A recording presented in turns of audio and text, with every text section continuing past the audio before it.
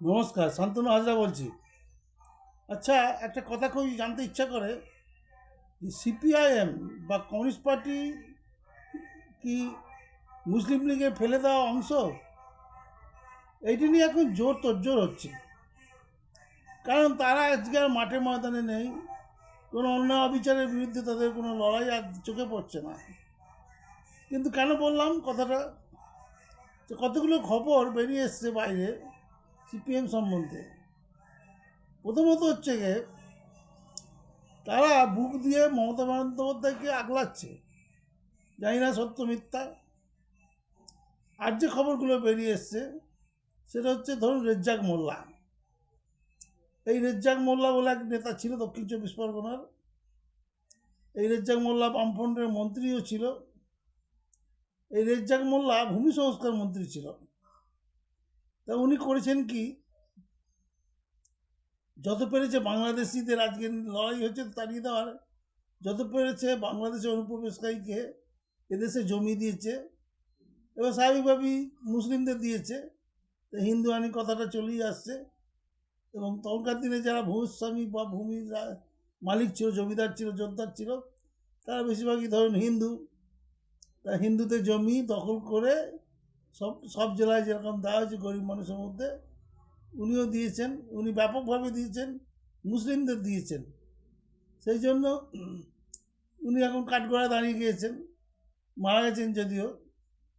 এবং এই বামফ্রন্টকে ফেলার পিছনে ওনার একটা বিরাট ভূমিকা ছিল। এবার আসুন মোহাম্মদ সেলিমের কথা। যেখানে কমিউনিস্ট পার্টি দীর্ঘদিন কোনো রকম সাম্প্রদায়িক দলগুলোর সঙ্গে কোনো রকম সহযোগিতার রাস্তায় যেত না। অটল বিহারী বাজপেয়ী এত ভালোবাসতেন, এত সম্মান করতেন জ্যোতি বসুকে, কিন্তু কোনোদিন মুখ ফুটে বলেনি যে ও আমার বন্ধু। জ্যোতি বসুর তরফ থেকে বলা হয়নি।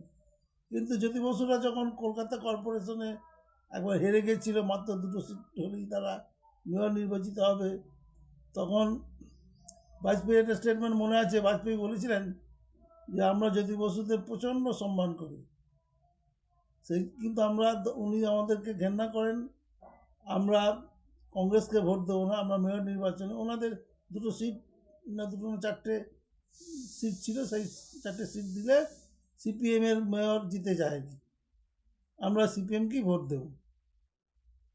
তা এই এই মোহাম্মদ সেলিম শোনা যাচ্ছে যে ওই কলকাতার ওয়েস্টিন হোটেল, অর্থাৎ ইকো পার্কের উল্টো দিকে যে উঁচু উঁচু 2টো বাড়ি দেখা যায় 30 তলা করে, ওটার নাম ওয়েস্টিন হোটেল। এই ওয়েস্টিন হোটেল মূলত মুসলিমদের পরিচালনার হোটেল, মালিকও তাই। মুসলিমদের যত অকাজ কুকাজের যে আলোচনা, মিটিং সব ওইখানেই হয়। তা মোহাম্মদ সেলিম ওই হুমায়ুন কবিরের সঙ্গে ওয়েস্টিন হোটেলে পরপর 3 দিন মিটিং করেছে। এগুলো কি, যেখানে বিজেপির সঙ্গে একটা কথা বলা যায় না, কথা বললে ওদের পার্টি বসিয়ে দেয়, সেখানে উনি মোহাম্মদ সেলিম হুমায়ুন কবিরের সঙ্গে এত ধরুন করে কী আলোচনা করলেন? এটা তো একটা সন্দেহের ব্যাপার। না, উনি করতে এটা পারেন না। সাধারণ মানুষ, লক্ষ লক্ষ মানুষ, কোটি কোটি মানুষ যদি আপনাকে, আপনার চরিত্র থেকে আপনাকে ভোট দেয়, আপনাকে ভালোবাসে, আপনার চাঁদা দেয়, আপনি তাদের সঙ্গে বিশ্বাসঘাতকতা করতে পারেন না। এবারে আসছি কাকাবুর কথা। মোজাফফর আহমেদ যে পার্টিটাকে তৈরি করেছিল, সিপিএম পার্টি তৈরি করেছিল, এর আগে কমিউনিস্ট পার্টির ইতিহাস উনিই লিখেছেন। যে কমিউনিস্ট পার্টি যে তৈরি করেছিলেন এম.এন. রায়, সেই এম.এন. রায় বিশ্বে নিজের একটা পরিচিতি ছিল। উনি ভারতীয় কমিউনিস্ট পার্টির প্রতিষ্ঠাতা সম্পাদক ছিলেন। তা উনি ওইটুকুই করেছিলেন। উনি লেনিন স্তালিনের বন্ধু ছিলেন। লেনিন স্তালিন বারবার বলছে আপনি দেশে ফিরে যান, ফিরে গিয়ে কমিউনিস্ট পার্টি তৈরি করুন, কিন্তু উনি সেটা চাননি। উনি চেয়েছিলেন যে ভারতীয় কমিউনিস্ট পার্টির প্রতিনিধি হয়ে গোটা বিশ্বে উনি ঘোরাফেরা করবেন। সেজন্য ভারতের কমিউনিস্ট পার্টি তৈরি হওয়ার পিছনে ওনার কোনোই অবদান নেই। যা কিছু জ্যোতি বসু, প্রমোদ দাসগুপ্ত, এ কে গোপালন, নম্বদ্বীপ পাদ, বিটিআর, এস এ ডাঙ্গে, এদের আর যাদের নাম করলাম না অনেকেরই হয়তো। তা মোজাফফর আহমেদ এই জায়গা থেকে ভারতীয় কমিউনিস্ট পার্টিকে বের করে নিয়েছে, সিপিআইএম তৈরি করেন, এবং আজকে যা দেখছেন সিপিএম, আজকে সেই মুজফ্ফর আহমেদের তৈরি সিপিএম। কিন্তু মুজফ্ফর আহমেদ তার বই এক জায়গায় বলেছে, মাই লাইফ অ্যান্ড, আমার জীবন ও ভারতের কমিউনিস্ট পার্টি, যে বঙ্কিমচন্দ্র যে বন্দে মাতরম লিখেছেন সেটা সম্পূর্ণ হিন্দুদের কথা ভেবে লিখেছেন, মুসলিমদের সেখানে এক বিন্দু স্থায়ী নেই।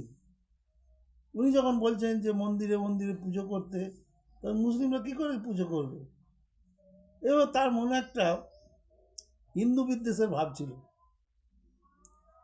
সেই জন্য অনেকে বলেন যে মুসলিম লীগ ভারত ছেড়ে চলে গিয়েছে,